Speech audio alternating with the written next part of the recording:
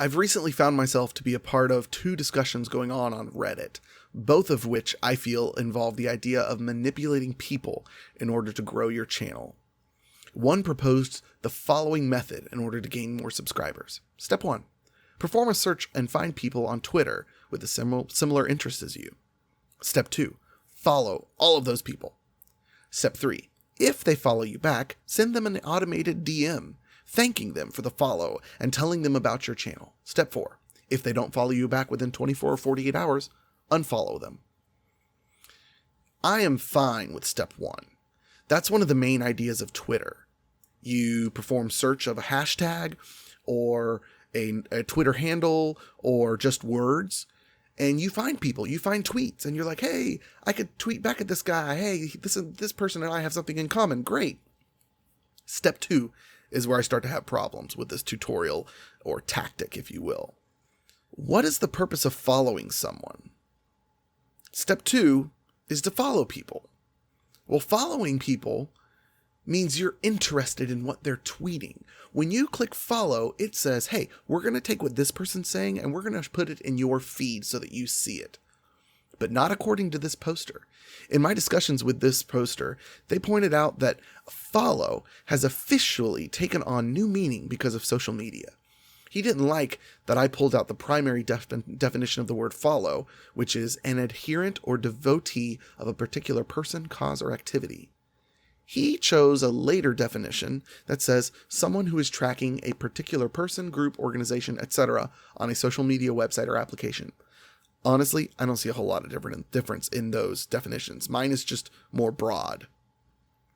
He then claimed that his method utilized the idea of following an interest, which technically fits in my definition, which is an adherent or devotee of a particular person, cause, or activity. The problem is, when he's clicking follow on a person's Twitter, he's not following an interest, he's following a person. So, following an interest on Twitter is what you did in step 1. When you perform searches, when you use hashtags, that's the interest. So the moral of the story is, step 2 is essentially you doing two things wrong. First, you're blindly following someone. This is a bad idea for you to do because their stuff is going to start showing up on your feed and you don't even know what they tweet. All you know is that you matched up with one tweet of theirs. You did some search that said, hey, this person tweeted one time about this search that you did. And now you're following them based on that one tweet. That's what I would call blind following. And the second thing that's wrong is that what you're doing is deceiving the person. The person you're following, you're deceiving them because they're thinking, wow, I got a new follower. This person cares about what I have to say. This, in my opinion, is the greatest offense of this entire process. Step 3 involves Twitter automation, which my mouth just feels dirty saying those words.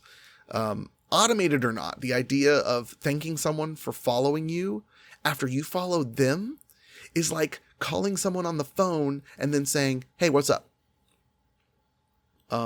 You called me. Like, if you follow me first and then I follow you back, and then you say, hey, thanks for the follow, I immediately think, you didn't want to follow me. You were just wanting to get my attention. And then on top of that, when you send me that automated message, you start advertising yourself immediately. Forget trying to make up a relationship or ask me questions about me.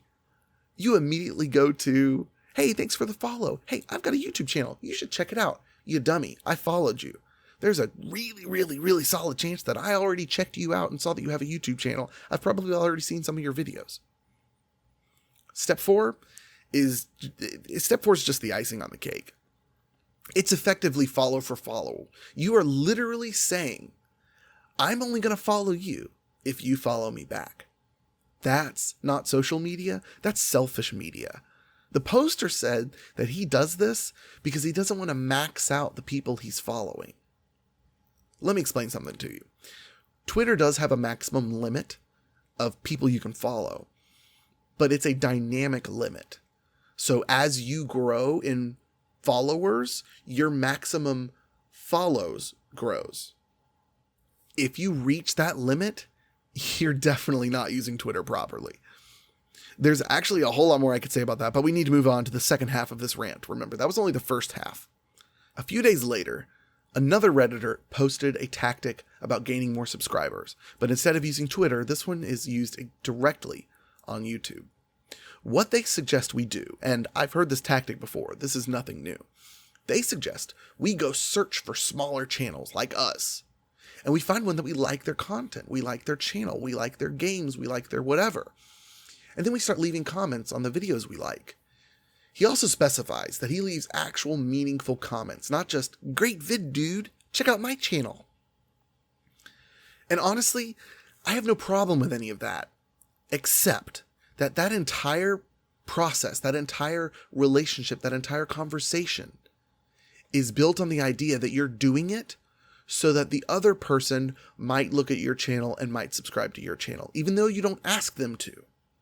The fact that you're going to their channel, you're going into their turf and then communicating with them, but in the end, it's all for the glory of your own channel, that's just selfish.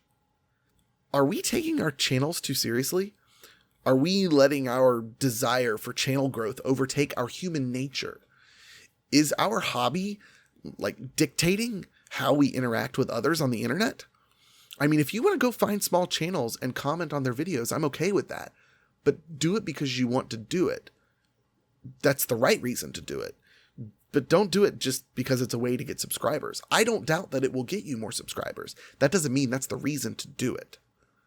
At that point, really, you've kind of ceased being a human and you're just a channel salesman. Like, you're not interacting with people as yourself. You're interacting with people trying to sell them a car. You are your channel. Be yourself. Do things that you do naturally. If you don't naturally go find small channels, then don't go do it. But if you think to yourself, you know what, it'd be good to go support smaller channels, go do it by all means. And if you grow from it, great. But don't let that be your reason to do it. And ultimately what it comes down to is you're deceiving people. Yeah, you might make some good connections by doing that, but that doesn't change the fact that I personally would have this icky feeling that this relationship I've built was completely built on deceit. Okay, so let's go back to Twitter for a second. Like, first you follow them on Twitter to get their attention, and you're effectively like poking them with a stick saying, hey, look at me. I'm over here. Oh, hi, you followed me. You responded. Thanks for noticing me. I feel so special that you noticed me. And the other guy's like, but you found me first, but whatever. And so now what you're basically doing is you're going on their turf as a wolf in sheep's clothing. And you're offering them kind words and you're leaving them comments. But the whole time your intent is to simply bring them over to your side of the fence.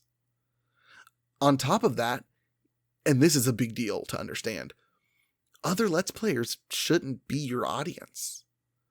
Like, we Let's Players are busy. Like, yeah, I have some smaller channels that I love to watch.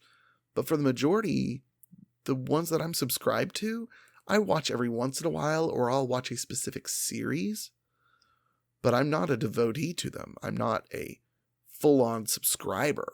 I'm a supporter. So here's what it all comes down to. Doing the right thing for the wrong reason makes it the wrong thing. No Nobel Prize winner ever said, finally, I got what I was working toward this whole time.